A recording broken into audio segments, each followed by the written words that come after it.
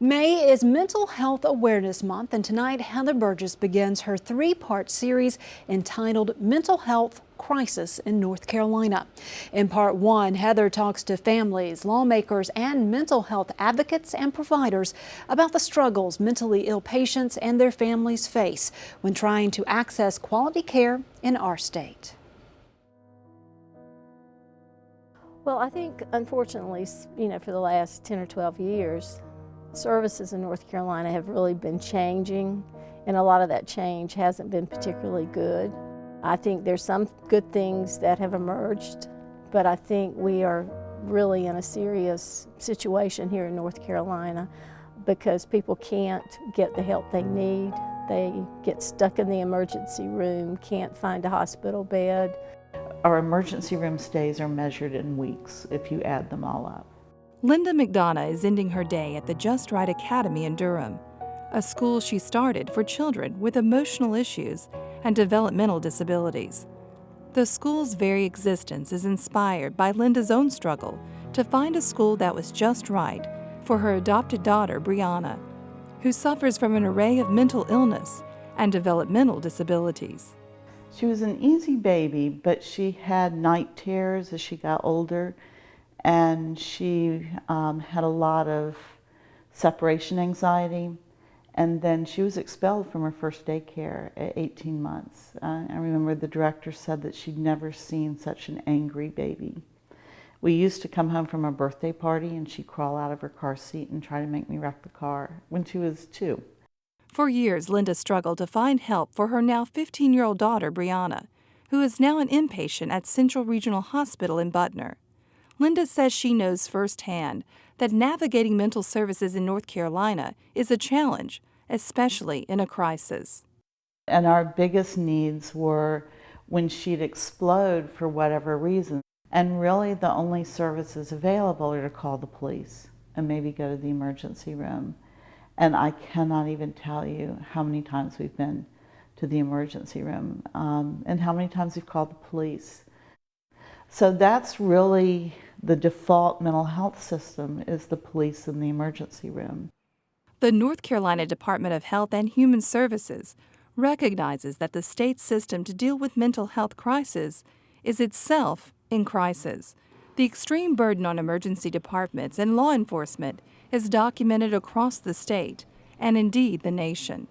According to the North Carolina Department of Health and Human Services, there are approximately 1.4 million people in North Carolina living with mental illness, developmental disabilities, or substance abuse.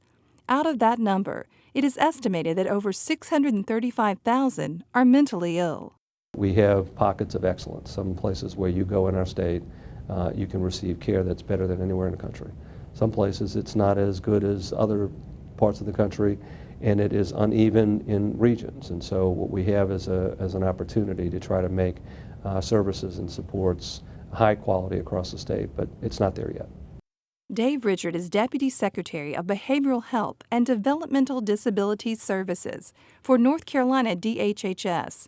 He says the system is evolving, but certain areas of service need critical attention.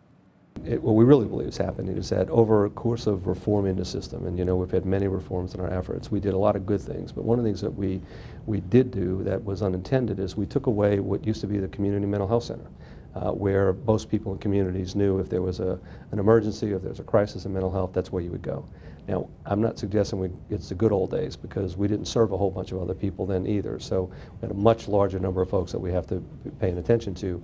But we have to recreate a system in which law enforcement, physicians, emergency responders know where the community services are available, and that's where people go, rather than to the emergency department. That's one thing we see. State statistics show in 2012, hospital emergency departments saw 17,000 more visits for behavioral health issues since 2010, an increase of 3.5% of overall visits.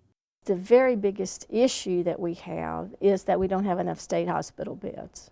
Ann Acklin is a board member and advocacy chair for the Wake County chapter of NAMI, which stands for the National Alliance on Mental Illness. Ann knows the struggles as her daughter suffers from mental illness. And this is something that's been going around ever since reform started and hospital beds closed, you know, to try to get people in a less restrictive system because of the Olmstead Act. Half the hospital beds were closed. The problem was the community services that were promised never did materialize for a number of reasons, mostly financial. And so the services never really got there. If they need a state hospital bed, and the ones that need a state hospital bed are the ones that are the most seriously, have the most serious symptoms. They've maybe been violent in the past. They have some issues that can't be treated at a local hospital. What happens is they just get stuck. They get stuck in an emergency department 4 days. In fact, the average is like 4.3 days for somebody to stay, you know, in the emergency department, if you can imagine that. If you look at all the court cases and what the federal government has been doing over the last couple of decades, it's been moving individuals as quickly back into the community as possible. Representative Nelson Dollar is senior chair of the House Appropriations Committee and a chief budget writer. He supports the idea of making hospital beds available in communities, more than building a new psychiatric hospital in the state. So where the state has tried to focus its efforts over the last several years is building the community capacity so that the person, if at all possible, who doesn't need to be in a, let's say, a long-term residential facility or doesn't have to be in a mental health institution, can be in their community with the best opportunity possible to succeed there. We're also working to provide what are called three-way beds or three-way contracts, which provide beds in mental health beds in hospitals all around the state that are closer to an individual's family. And that's really where the focus has been in terms of the additional money. But many say those beds can't come fast enough, as mental health patients wait for sometimes days in the emergency room.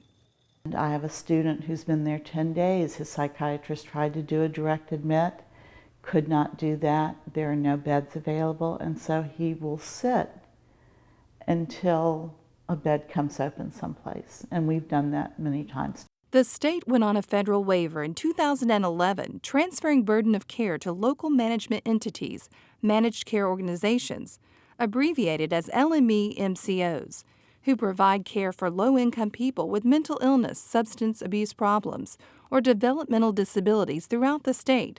Currently, there are 9 of these organizations. Can't do the services or get paid without the MCO's blessing. Attorney Nicole Emmanuel practices in Medicare and Medicaid law and represents providers who she believes get an unfair deal when MCOs audit and deny services for clients in need, and in some, causing providers to go out of business.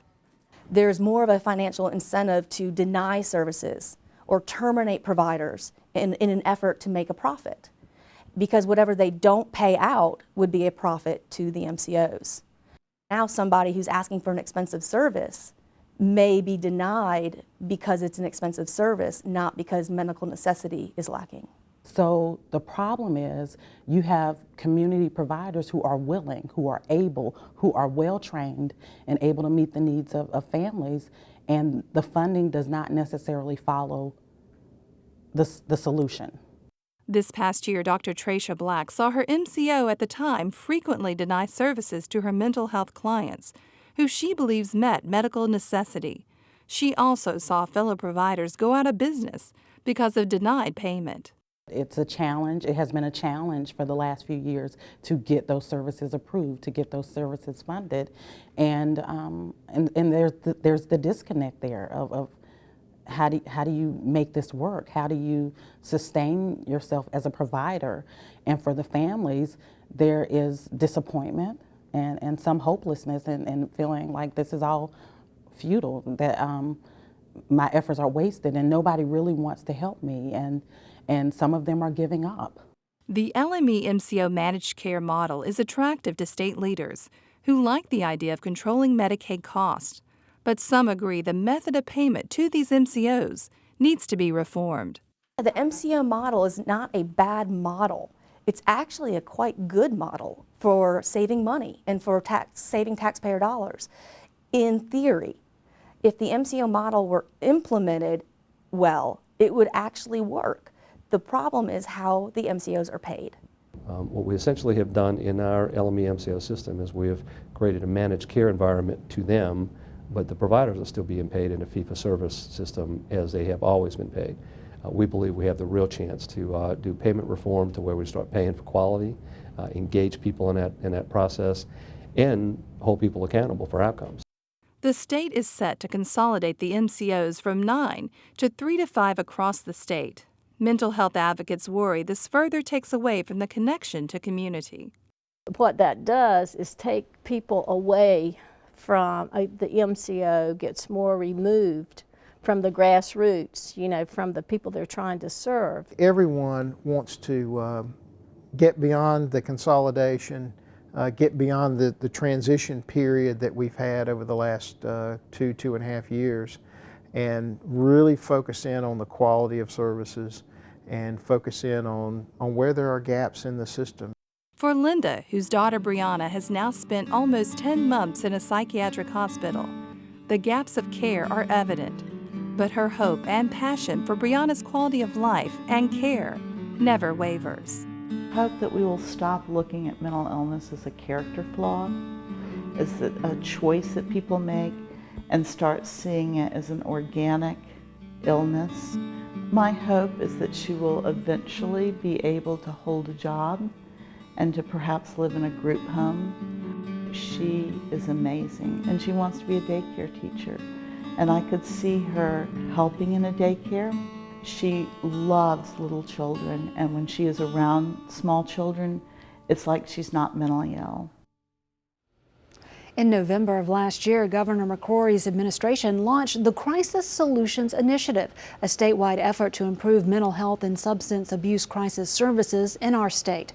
This initiative seeks to bring together community leaders in hopes of implementing strategies to better serve both patients and families. Next week, Heather will look at the role of law enforcement in mental illness and programs that are working to de-escalate crisis situations in jails, as well as help officers dealing with mentally ill people on the street.